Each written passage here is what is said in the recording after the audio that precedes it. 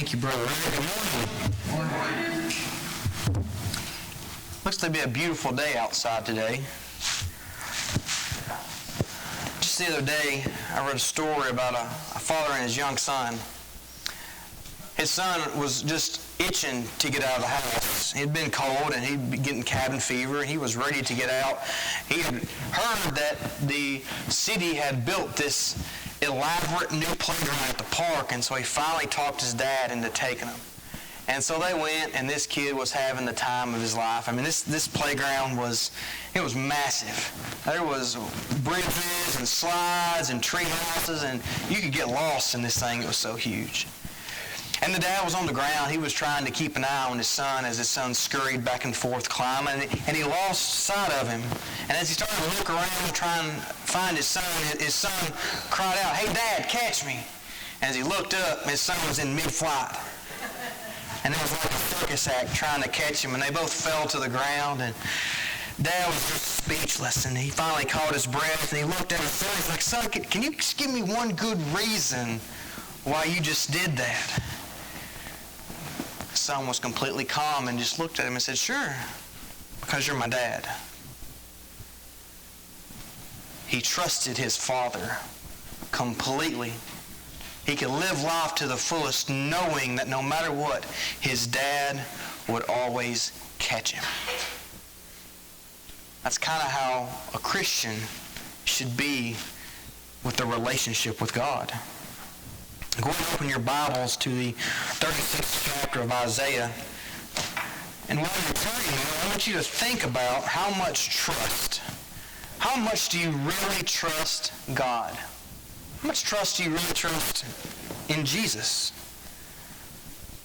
You know, as we try and navigate life and the Christian walk that all of us must go down, trust plays an important part in that walk. Because you're asked to trust in the God that you can't physically see. You're asked to trust in a Savior that you can't touch. You're asked to trust a book that was written by inspired men. And you're going to have to put your trust in the promises that God has made to you, not knowing what tomorrow will bring.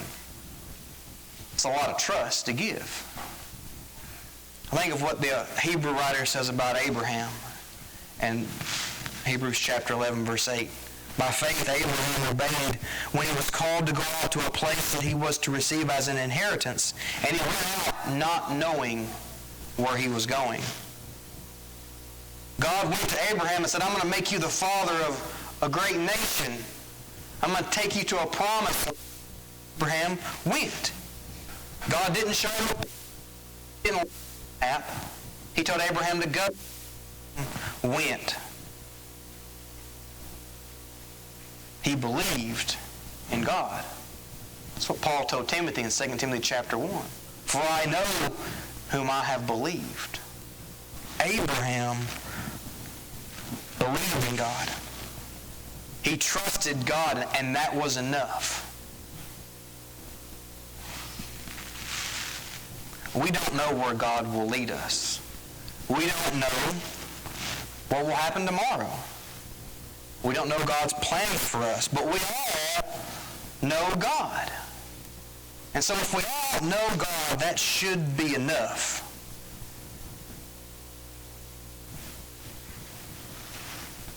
Because if you have to know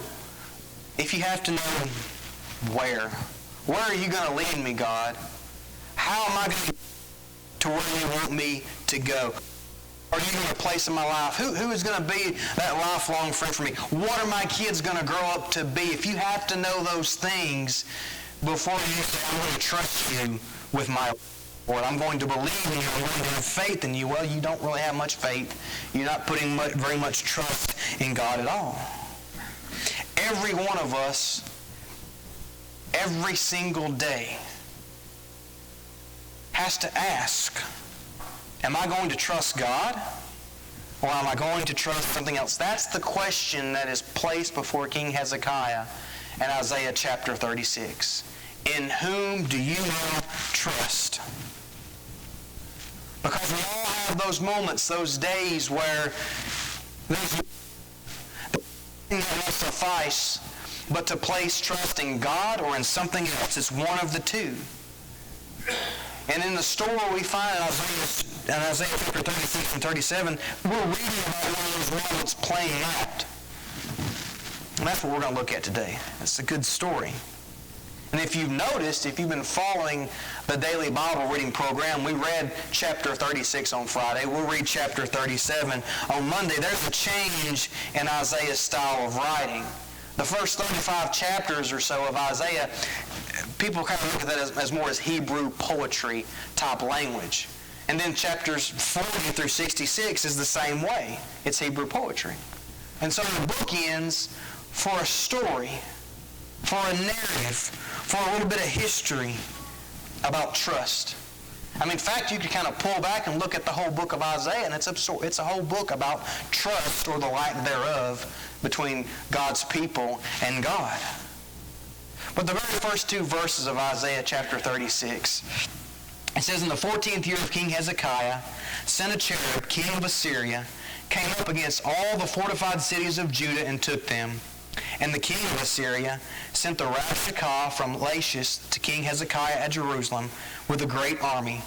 And he stood by the conduit of the upper pool on the highway to the washer's field." The story starts bleak. The armies of Assyria had swept over all of Judah. And the only remaining free city was Jerusalem, and they gathered around it. And you have the king sending the Rabshakeh, or the chief cupbearer, as he's called in some translations. We would see him as the official spokesman for the king. He has been sent to this aqueduct, or this pool. I found this picture online that's supposed to be at the top Herod's wall, and then underneath is the remains of what archaeologists believe one of the ancient pools that was around the city. Now, what's important about this particular location is not the first time we've read it.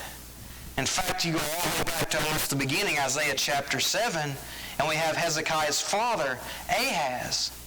God sends Isaiah to meet Ahaz at the very same location with a very similar situation. Because in that time, 34 years earlier, Ahaz was surrounded by his enemies. If you remember, the kingdom had split apart. You had Israel in the north, Judah in the south. Well, Israel and Syria decided that they're going to take on Judah. And so they surround King Ahaz in Jerusalem. And God tells Isaiah, you go to Ahaz, you tell him, I'm going to deliver him. All Ahaz has to do is trust in God. But he doesn't. If we read 2 Kings chapter 16, we find Ahaz, he goes and tries to make a deal with the king of Assyria, and it doesn't end very well for him. So 34 years later, with his son, a similar situation is happening. God has presented to Hezekiah and to his people a question. In whom do you trust? Now listen to how the official spokesman of Assyria speaks to the king.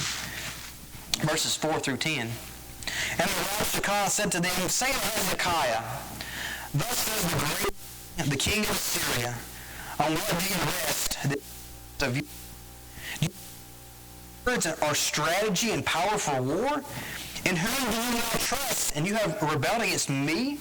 Behold, you are trusting in Egypt, that broken reed of a staff which will pierce the hand of any man who leans on it, such as Pharaoh, king of Egypt, to all who trust in him. But if you say to me, we trust in the Lord our God, it is not he whose high places and altars Hezekiah has removed, saying to Judah and to Jerusalem, you shall worship before this altar. Come now, make a wager with my master, the king of Assyria. I will give you 2,000 horses if you are able on your part to set riders on them. How then can you repulse a single captain among the least of my master's servants when you trust in Egypt for chariots and for horses? Moreover, it is without the Lord that I have come up against this land to destroy it. The Lord said to me, go up against this land and destroy it. Psychological warfare at its best. The messenger does some interesting things. He first tries to accuse Hezekiah of doing the same thing his father did. You're trying to get in league with somebody else to help you. This time it's the king of Egypt. But there's no biblical account that Hezekiah even tried to do so. And so he quickly moves on to questioning the trust that Hezekiah has for the Lord. Hezekiah is not very zealous, he says. He only has one altar to God. The text tells us that Hezekiah tore down the high places and the altars. And remember, in that time, pagan idolatry was rampant. The more altars, the more high places you had, the better off you were. But Hezekiah, he's not like that. He's kind of building up the king of Assyria, the great king. He's greater than God. He can do all these things. Hezekiah's trust has been misplaced. He even puts a question there, verse 5.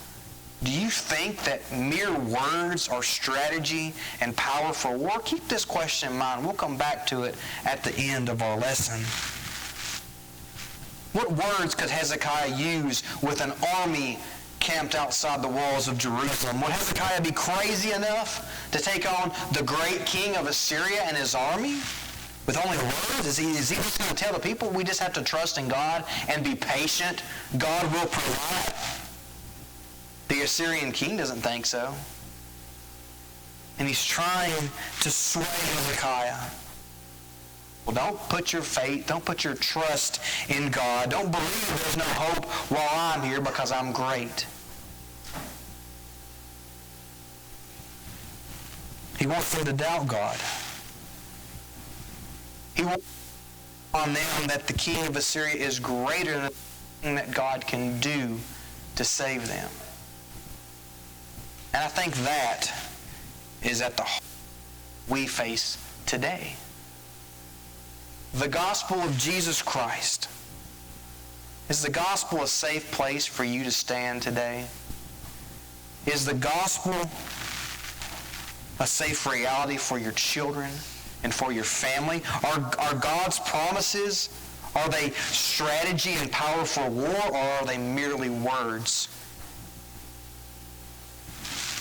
The impression that we find in the world is that if you want to be happy, if you want to be successful, if you want to make it, well, you need money. You got to be good looking.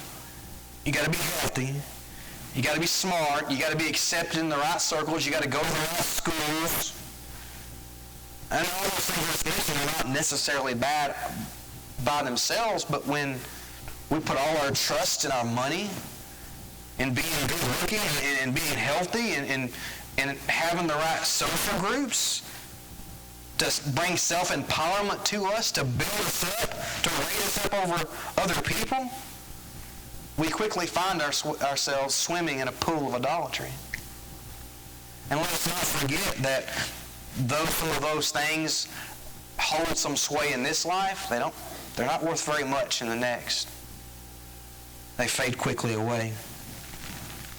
So we have to decide, am I going to hold to the things of the world, or am I going to believe in who God really is? In the Apostle Paul in Romans chapter 4, he talks about the promises of God. And in verses 16 and 17, he says, that is why it depends on faith, talking about those promises.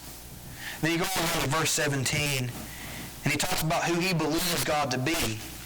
In the presence of the God in whom he believed, who gives life to the dead and calls into existence the things that do not exist.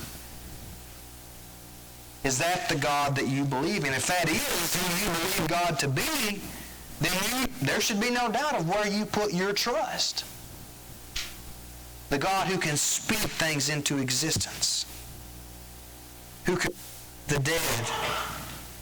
Hezekiah knows whom he should trust. And yet here is this messenger. In whom do you now trust that you have rebelled against me, that you have rose up against me? It's almost like he's trying to create this rivalry between God and the Assyrian king. The Assyrian king is saying, hey, you're rebelling against me. Go through that trust and loyalty go hand in hand. We obey whomever or whatever we put our trust in. We're loyal to them. And the king of Assyria, he has a very low view of God. He doesn't trust God. He doesn't believe in God. He can't even imagine that anyone would be brash enough to defy him and trust God. And yet in that is the conviction that we all should have. I'm going to trust the greatest king in the world, and his army is around my doors. So I hope you're seeing that this argument that this messenger is presenting to Hezekiah is filled with half-truths. He's twisting things to make them something they really don't mean. And then he's trying to be intimidating. That's all he's trying to do. And it's a valid argument. Not a valid argument. It's a believable argument, and people fall for it. The officials do. Because they're like, hey, please don't speak in Hebrew. Go speak in another language. We don't want the people to hear, because they're afraid. And he just keeps on keeping on. He applies some heat with what he says next, and we'll just overlook that. You can read it for yourself. It's pretty graphic. But skipping on, let's read verses 14 through 20 about what else he says. He says, "Thus says the king, do not let Hezekiah deceive you, for he will not be able to deliver you." He's speaking not only to the messengers, but to everybody on the wall that can hear him. He says, "Do not let Hezekiah make you trust in the Lord by saying, 'The Lord will surely deliver us.' This city will not be given into the hand of the king of Assyria. Do not listen to Hezekiah. For thus says the king of Assyria, make your peace with me and come out to me. Then each one of you will eat of his own vine and each one of his own fig tree, and each one of you will drink the water of his own cistern, until I come and take you away to a land like your own land, a land of grain and wine, a land of bread and vineyards. Beware lest Hezekiah mislead you by saying, 'The Lord will deliver us.' Has any of the gods of the nations delivered his land out of the hand of the king of Assyria? Where are the gods of Hamath and Arpad? Where are the gods of Shephalam? Have they delivered Samaria out of my hand? Who among all the gods of these lands have delivered their lands out of my hand? And the Lord should deliver Jerusalem out of my hand?" I put it up there. Heather read this, and she came to me and said, "Man, this guy's a jerk. He's rude."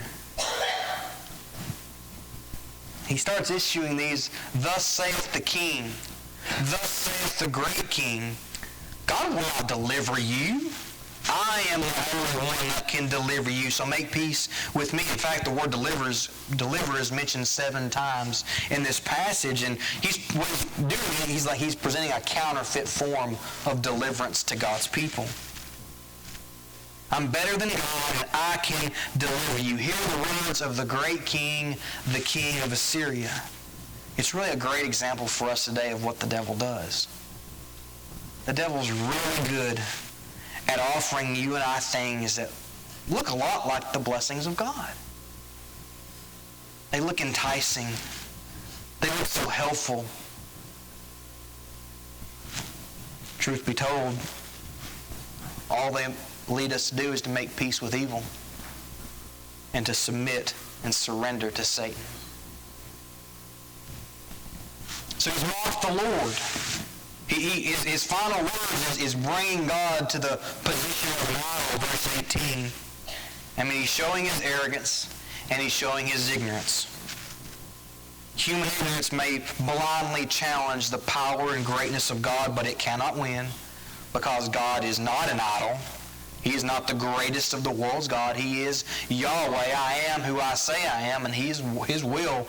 We'll see that in a minute. So here's that moment. Hezekiah and the people find themselves in. The enemy surrounded them. The Assyrian king is gloating. He's invited them to find deliverance by his hand. They mocked Israel. They mocked the God of Israel. So what are they going to do? Is he going to follow in the footsteps of his father and try and negotiate? Or will he put his trust in God? To his credit, Hezekiah does what's right. He does not follow in his father's footsteps.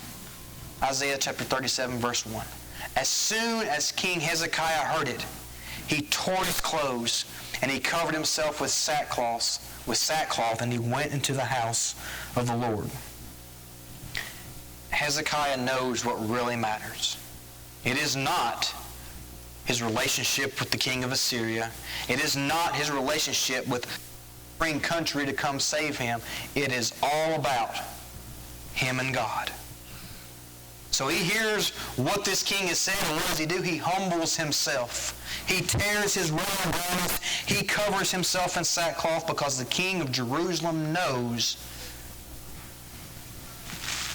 that there's only one person who can save him, and that's God. Verses 2 and 3, he sent Eliakim, who was over the household, and Shebna the secretary, the senior priest, covered with sackcloth, to the prophet Isaiah. And they said to him, Thus says Hezekiah, this day is a day of distress, of rebuke, and of disgrace. Children have come to the point of birth, and there is no strength to bring them. Why does Hezekiah say that the day is a day of distress, rebuke, and disgrace? I thought about that. At first I was like, well, it's because y'all haven't trusted in God and you've got yourself in a pickle. And maybe that is the case a little bit. But maybe I'm not giving enough credit to Hezekiah. Maybe he sees this day as a day of distress and rebuke and disgrace because he just saw the Assyrians mock his Lord and God. And he's torn up by it. There are people outside the walls that don't believe in God, that have blasphemed God, and it's got Hezekiah completely tore up. He's not concerned, excuse me. I brought it and I bring it up here. He's not concerned with himself. He's not concerned with the people. He's concerned with the fact that his God has been mocked. And he acknowledges that. Verse 4. And then he pleads. He pleads with Isaiah, send a prayer for the remnant, for those that have remained, for those that have stayed faithful.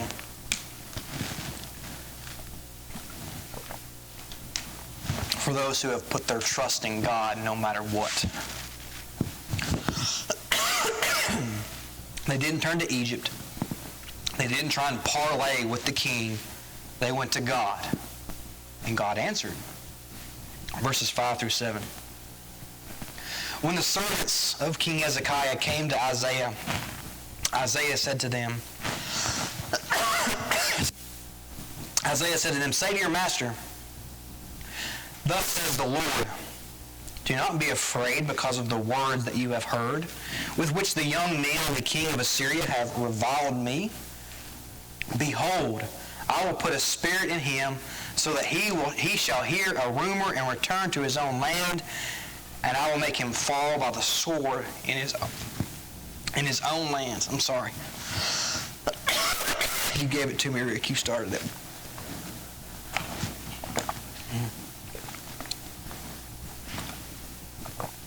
How does God handle the king? Does God raise up a mighty army and a leader like King David and his mighty men?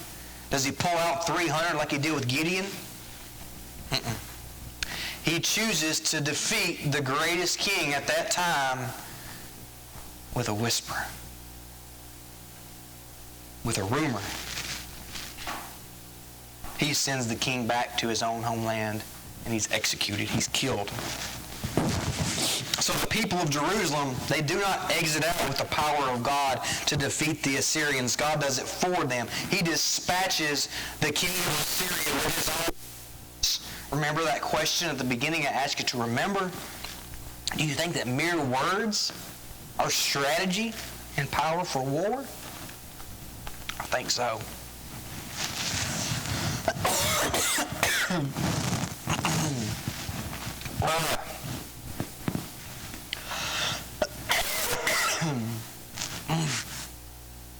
So what's the point of the story as I close quickly?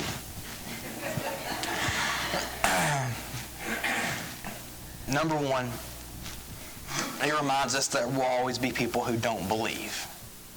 Unbelief exists. People will challenge whether we trust in God or not. They'll question our faith. They'll question our hope. They'll mock our God. And we have to deal with them. But this story also reminds us that no matter what, God is present in our lives. You and I are supposed to be different. We're called to be different. People should wonder, crazy, because of the amount of trust that we put in God. You know, Peter in 1 Peter chapter 3 talks about being prepared to make a defense. When people ask you about the hope that you have, is our hope any different if nobody ever asks us about it? Does it not stand out? Does our faith enable us to be bold enough to put everything in the hands of God and say, I'm letting you have it? This story should prick every one of our hearts and make us look at ourselves and the relationship that we have with God. When was the last time your faith shocked somebody? When was the last time you made a major decision that you're gonna give it all to God and say, it's all yours and it's nothing of me?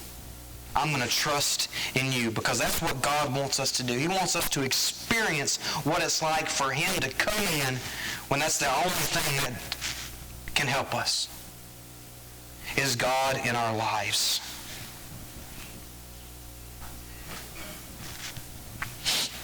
We may not put sackcloth on and cover ourselves in ashes like Hezekiah did. But where's the sorrow in our hearts when somebody mocks the living God and we hear it? So whatever you're going through today, whatever your challenge in life that you're facing, think of it as a gift. God's given you a gift.